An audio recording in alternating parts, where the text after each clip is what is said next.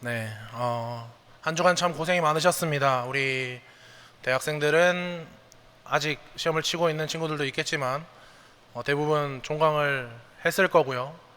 우리 직장인분들은 네, 수고 많으십니다.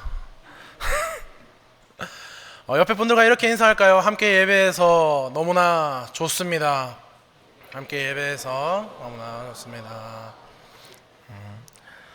한 번 더 인사하겠습니다. 하나님이 당신을 기다리셨습니다. 네. 그리고 한 번 더 인사할 때 우리 병기 목사님이 말씀하신 것처럼 톤을 좀 올려서 사랑합니다, 축복합니다 같이 인사하겠습니다. 사랑합니다, 축복합니다. 사랑하는 청년 여러분, 우리가 대학교 캠퍼스나 직장 생활을 하다 보면요, 참 마음이 복잡하고 이걸 어쩌지? 라는 순간들이 참 자주 만나게 되는 것 같습니다. 대놓고 엄청나게 불법적인 일은 아닌데 그렇다고 해서 내 신앙적인 양심이나 가치관으로 볼 때 사실 선뜻 동의하기는 좀 꺼림직한 그런 미묘한 상황들이 있다라는 것이죠. 예를 들면 다들 대충 눈 감아주고 넘어가는 불합리한 관행이라던가 요즘 트렌드는 이러하니까 요즘 애들은 다 이렇게 하니까 하면서 은근히 강요하는 세상의 가치관들이 있습니다. 그럴 때 세상은 우리에게 막 칼을 들이대면서 윽박을 지르지 않습니다. 오히려 더 세련되고 또 부드러운 목소리로 귓가에 속삭이면서 이렇게 말을 하는 거죠. 유별나게 굴지 마라. 좋은 게 좋은 거지 않냐. 남들도 다 이렇게 사니까 그냥 이번 한 번만 눈 딱 감고 너도 편하게 그리고 우리도 편하게 그렇게 살았으면 좋겠다라고 말하는 거죠. 이런 말을 들을 때 우리는 마음속에 보이지 않는 그 거대한 동조 압력이라는 것이 작동하게 됩니다. 그리고 그 압력의 밑바닥을 가만히 들여다보면요, 지독한 두려움이 우리를 휩싸이게 만든다라는 거죠. 나 혼자 거절했다가 유난 떠는 사람이 되면 어떡하지? 여기서 찍히면 어떡하지? 조직에서 아싸가 되면 어떡하지? 소외당하거나 내 커리어가 여기서 꼬여버리면 어떡하지? 라는 생각을 하게 됩니다. 요즘 우리가 가장 무서워하는 게 바로 무리해서 배제당하고 낙인 찍히는 거에 대한 공포잖아요. 그 두려움이 생각보다 진짜 큽니다.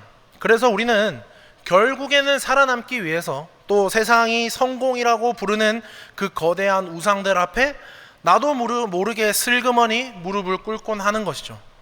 이번 한 번만 절해보자. 남들도 다 그렇게 하니까 하면서 타협하는 것입니다. 오늘 우리가 함께 읽은 에스더 3장의 말씀에는요, 바로 이 거대한 압박 앞에서 온몸으로 들이받은 한 남자가 나옵니다. 페르시아의 2인자였던 하만과 그 권력 앞에서도 홀로 대나무처럼 꼿꼿하게 서서 절대 무릎 꿇지 않은 모르드게라는 사람의 이야기입니다. 기억이 나실지 모르겠지만 사실 우리가 지난번까지 읽었던 2장의 분위기는, 에스더 2장의 분위기는 참 좋았습니다. 고아 출신의 하닷사가 온 제국의 왕후고 에스더가 되는 드라마 같은 해피엔딩이 펼쳐졌다라는 거죠. 그런데 3장이 시작되자마자 분위기가 완전히 반전됩니다. 아하수에로 왕이 명령을 내려서 제국의 모든 사람더러 하만 앞에 납작 엎드려 절하게 만들거든요. 여기서 하만은 그냥 권력자 한 명이 아니라 당시 페르시아 제국이 숭배하던 힘, 권력, 영광, 그러니까 거역하면 죽는 세속적인 시스템 그 자체였다라는 거죠. 그런데 그 수많은 사람들 중에 딱 한 사람 모르드게만 꿇지 않고 절하지 않았습니다. 옆에 있던 동료들도 난리가 났죠.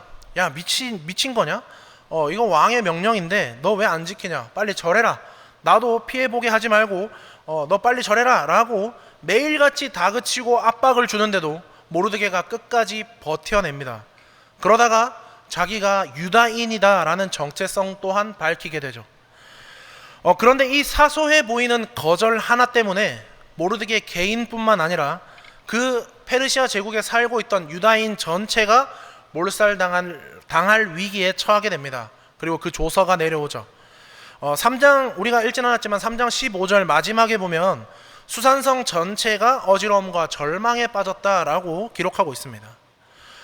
오늘 우리는 이 모르드게의 이상한 거절을 통해서 아주 깊은 영적인 묵상을 해보려 합니다. 도대체 모르드게는 무슨 배짱으로 그 거대한 압박 속에서도 무릎을 꿇지 않았을까? 그리고 세상은 대체 왜 이토록 집요하게 우리에게 절하라고 하는지, 나랑 똑같아지라고 강요하는 걸까요? 끊임없이 동조를 강요하는 이 세상의 무거운 압박 속에서 우리가 비겁하게 숨지 않고 당당히 그리스도인으로 살아갈 수 있는 유일한 비결이 무엇인지 오늘 말씀을 통해 함께 발견하게 되기를 소원합니다. 주님의 선하신 은혜가 우리의 모든 두려움을 덮어주시기를 주님의 이름으로 축원합니다. 사랑하는 여러분, 오늘 우리가 읽은 에스더 3장은 시작부터 분위기가 아주 무겁고 살벌하게 돌아가고 있습니다. 1절의 말씀을 한번 같이 볼까요? 네, 같이 한번 읽어보겠습니다. 시작. 그 후에 아수에로 왕이 아각 사람 함므다다의 아들 하만의 지위를 높이 올려 모든 함께 있는 대신 위에 두니. 제가 잘못 읽었나요? 네. 아멘. 아수에로 왕이 갑자기 하만이라는 사람을 제국의 2인자로 파격 승진을 시킵니다.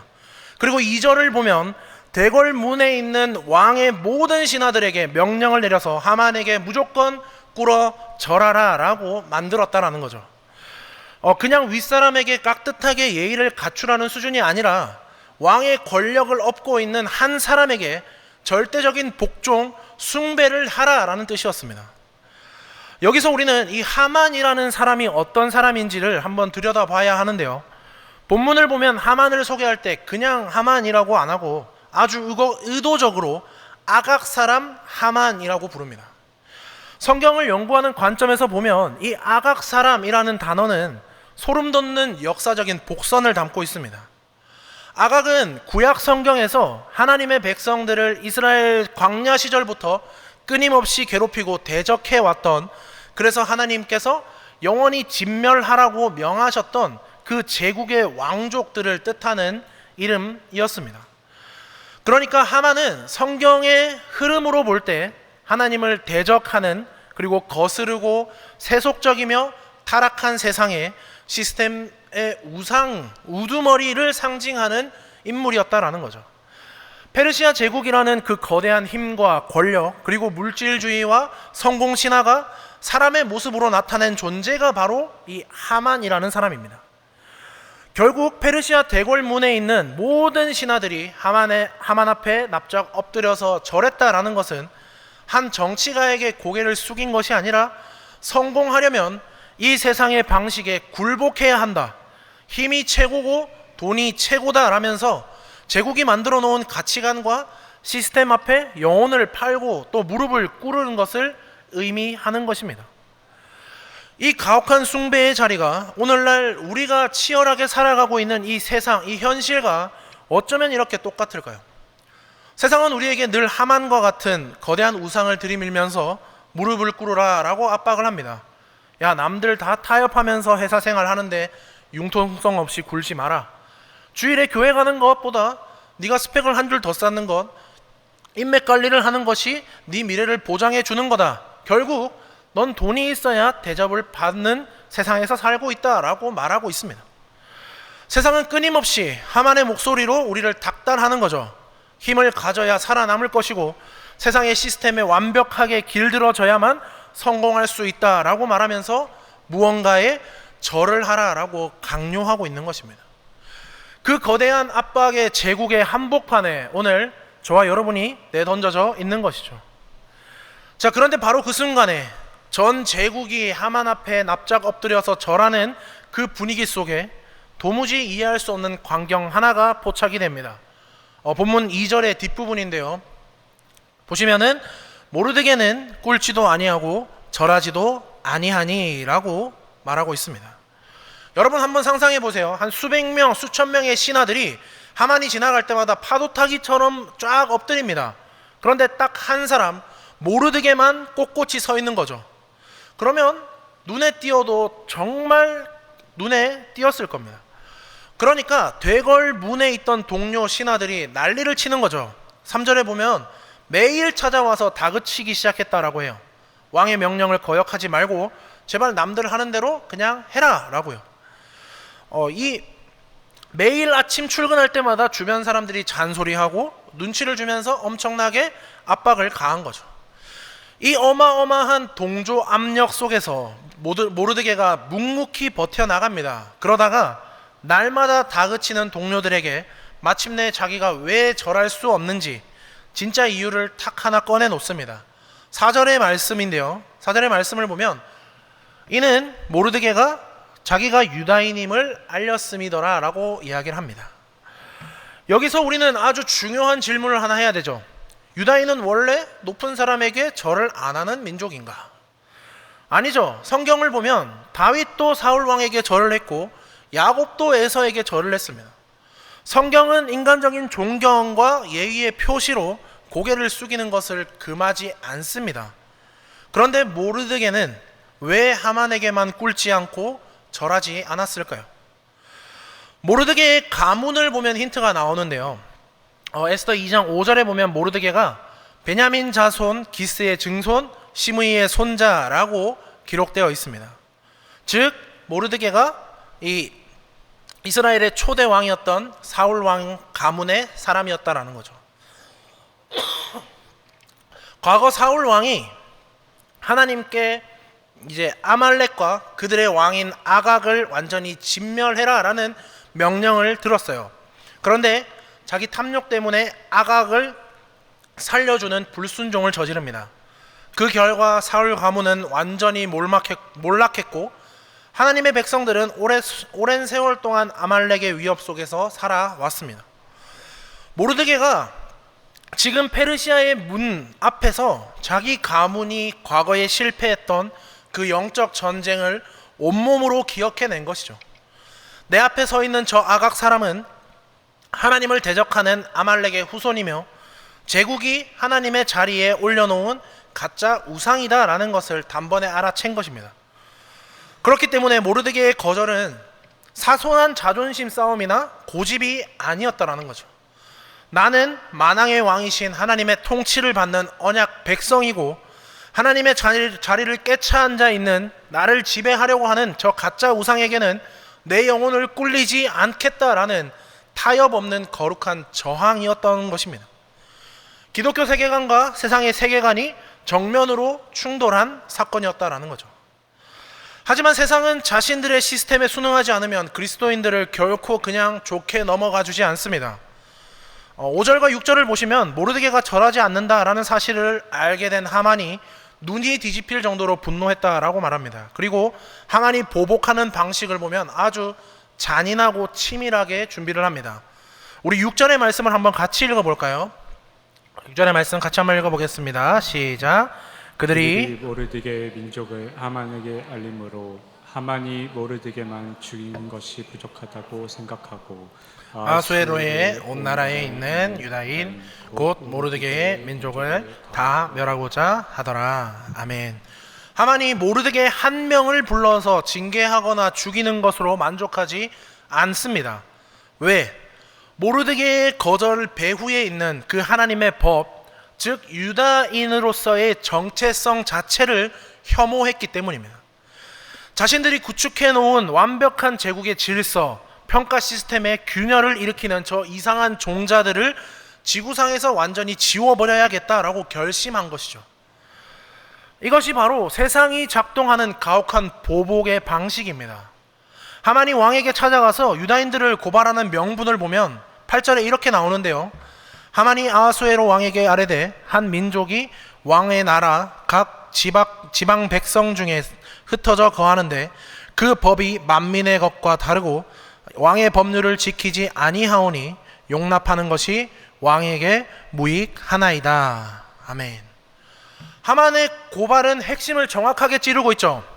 왕이시여, 저 유다인들은 우리와 다른 법을 가지고 살아가고 있습니다.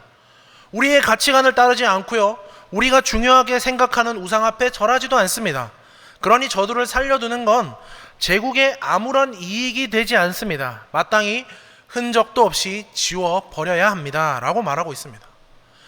결국 어떻게 되나요? 13절과 15절에 보면 왕의 반지가 찍힌 조서가 제국 전역에 퍼집니다. 아달월 열셋째 날 하루 동안에 모든 유다인을 젊은이, 늙은이, 어린이, 여인을 막론하고 죽이고 도륙하고 진멸하고 또 그 재산을 탈취하라라고 말합니다. 페르시아의 법은 왕조차도 한번 내리면 절대 바꿀 수 없는 무시무시한 법이었습니다. 특정 날짜가 찍힌 멸망의 조서가 온 동네에 붙자 15절의 말씀에서는 수산성 전체에 말할 수 없는 어지러움과 절망과 통곡에 빠지게 되었다라고 기록하고 있습니다. 사랑하는 청년 여러분, 이것이 우리가 세상 압박 앞에서 내 정체성을 드러내고 하나님의 법을 따르려고 할 때 마주하게 되는 진짜 위기입니다. 직장에서 남들 다 하는 부정한 방법을 거절했다가 혼자 고가를 최하위로 받거나 승진해서 누락되는 불이익을 당할 수도 있습니다. 친구들 무리해서 신앙적인 기준을 지키려고 하다가 유난 떤다라는 비아냥을 듣고 한순간에 아웃사이더가 되는 고통을 겪을 수도 있다라는 것이죠. 세상은 여전히 하만의 조서를 들이밀면서 우리를 협박합니다. 내 법을 따르지 않으면, 내 앞에 무릎을 꿇지 않으면 너는 이 사회에서 비참하게 도태되고 말 거야 라고요. 이 살벌한 멸망의 조서 같은 현실 앞에서 오늘 우리는 과연 어떠한 법을 따르면서 누구에게 무릎을 꿇어야 할까요? 이 뒷부분부터 이 절망의 조서를 완전히 찢어버리시는 하나님의 위대한 복음의 반전이 나옵니다. 자, 여러분, 하만이 유다인들을 한날 한시에 죽이겠다라고 끔찍한 계획을 세우고 나서 가장 먼저 한 행동이 뭔지 아시나요? 본문에는 안 나왔지만 에스더 3장 7절을 보면 가만히 보면 아주 기이한 행동을 합니다. 유다인들을 전멸시키기 위해서 가장 좋은 날짜를 찾는데 부르, 즉 주사위를 던져서 제비를 뽑았다고 성경은 기록하고 있습니다. 당시 페르시아 사람들은 중요한 결정을 내릴 때마다 주사위를 던졌거든요. 주사위 눈금이 어떻게 나오느냐에 따라서 신의 뜻이 결정된다라고 믿었고, 또 인간의 운명 또한 그 주사위가 보여주는 우연에 전적으로 매여 있다라고 생각했기 때문입니다. 이 하만의 주사위가 상징하는 바가 뭘까요? 오늘날 하나님을 잃어버린 이 세상이 돌아가는 방식이랑 소름 끼치게 똑같습니다. 세상은 우리 청년들에게 인간의 인생과 미래가 고작 세상이 던지는 주사위 눈금에 달려있다라고 끊임없이 협박합니다. 네가 아무리 노력을 해도 부모의 수저의 계급이 그 주사위가 나쁘게 나오면 끝장이다. 지금 경제 사이클과 취업시장이라는 주사위가 최악으로 굴러가고 있으니까 너희 세대는 아무리 발버둥 쳐도 답이 없다라고 말하죠. 우리는 내가 통제할 수 없는 그 세상의 주사위 눈금 하나에 내 미래가 어떻게 결정될지도 모른다라는 그 지독한 불안감 속에 살아갑니다. 주사위 눈금이 조금만 어긋나도 내 인생이 완전히 도태될 것 같은 무력감에 시달리고 한다라는 것이죠.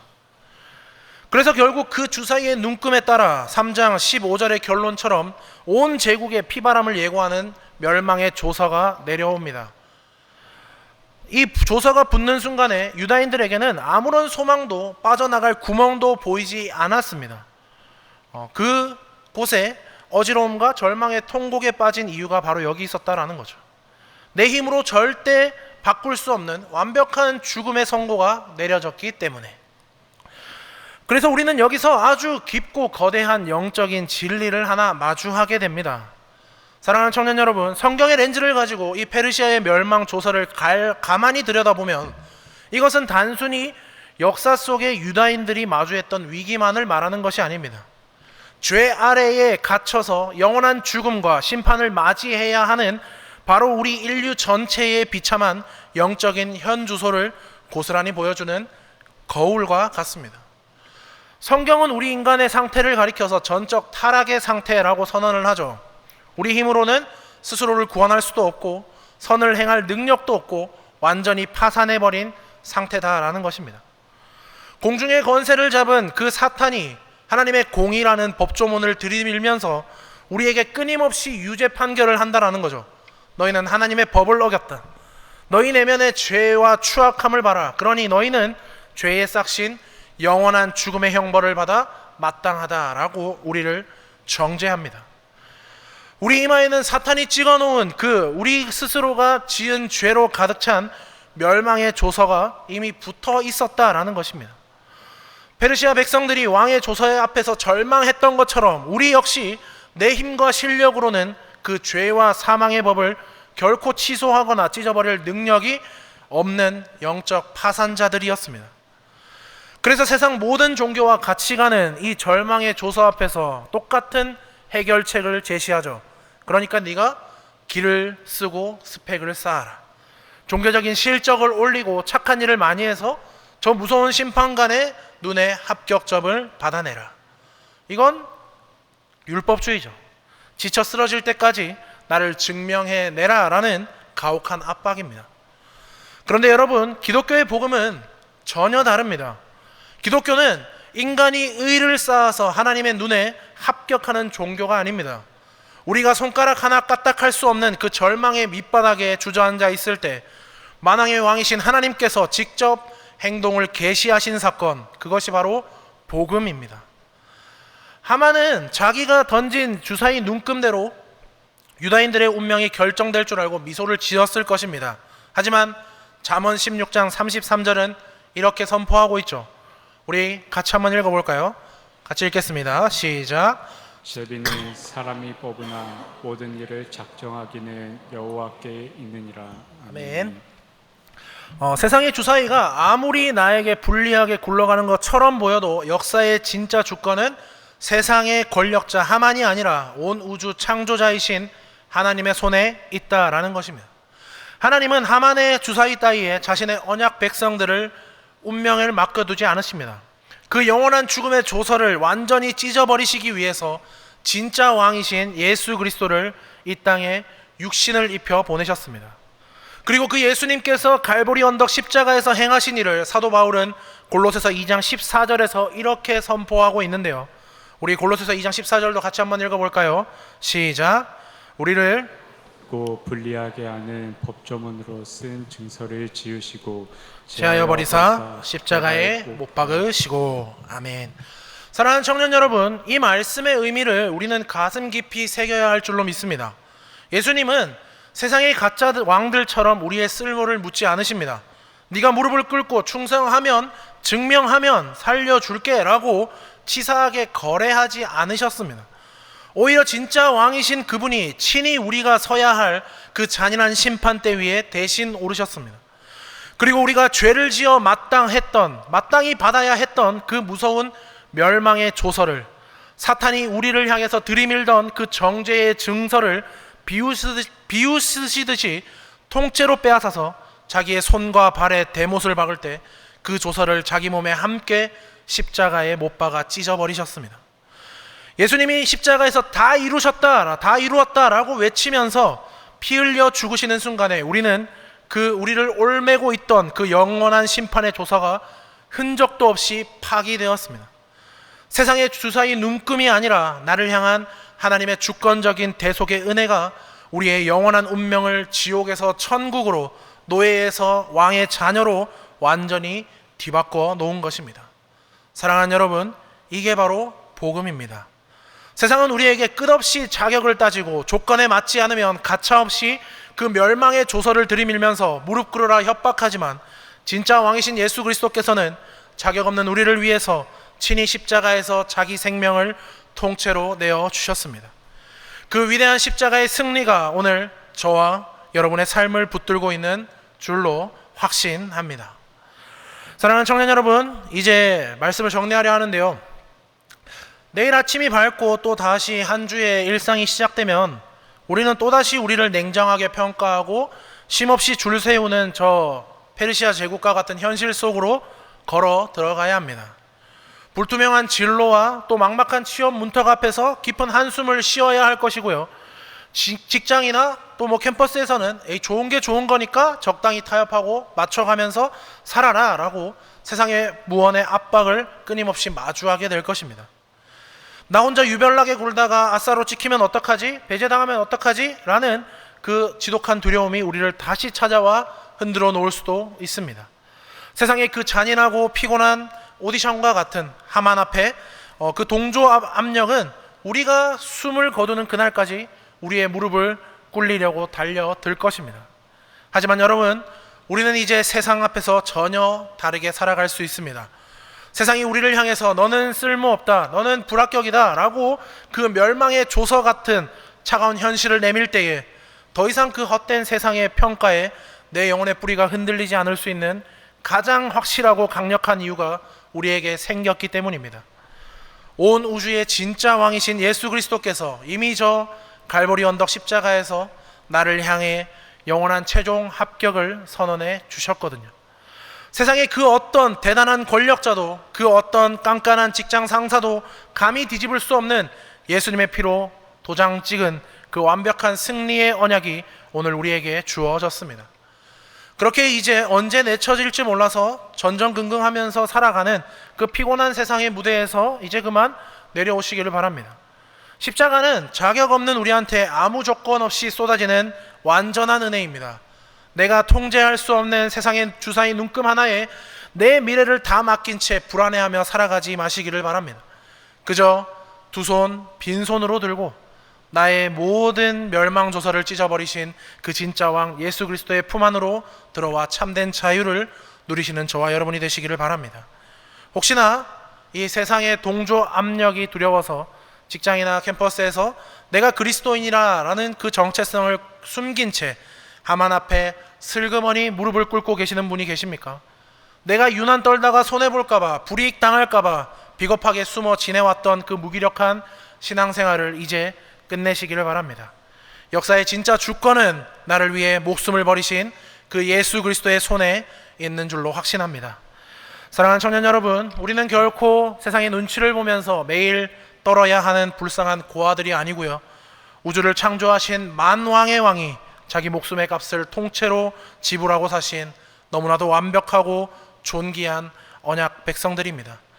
우리 인생의 주권을 쥐고 계신 그 진짜 왕 예수 그리스도 앞에서 참된 안식을 누리시면서 내일의 삶터에서도 당당하게 크리스천의 정체성을 드러내며 살아가는 우리 모두가 되기를 주님의 이름으로 축원합니다.